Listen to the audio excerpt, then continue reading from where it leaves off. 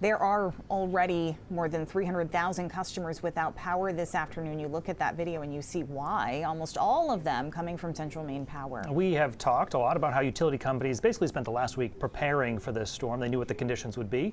Our Hannah Yashibi joins us live with the latest of how CMP is dealing with those conditions today. Hi, Hannah.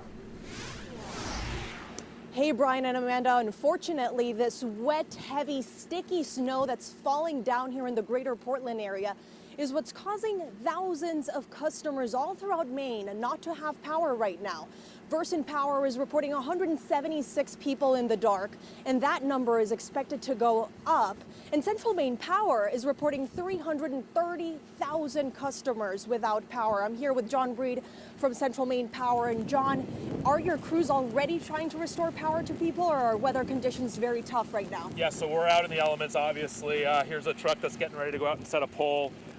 We've got 450 crews out there. We've got another 250 tree crews that have been dealing with just the massive damage that I think that's now, we're calling it a blizzard, has caused for the state.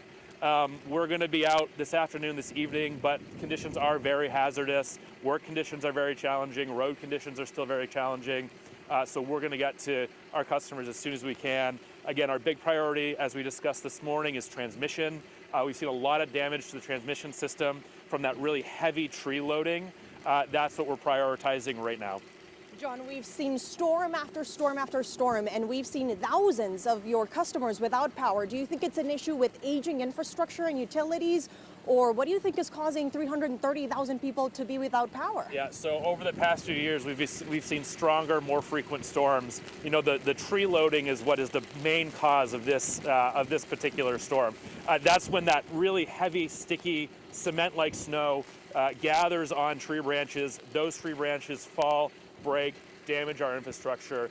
I was talking to one of our head arborists who manages our tree crews, and she said this is some of the worst tree loading she's ever seen in her career. So a lot of challenging scenarios, a lot of challenging conditions today, but we're working through it.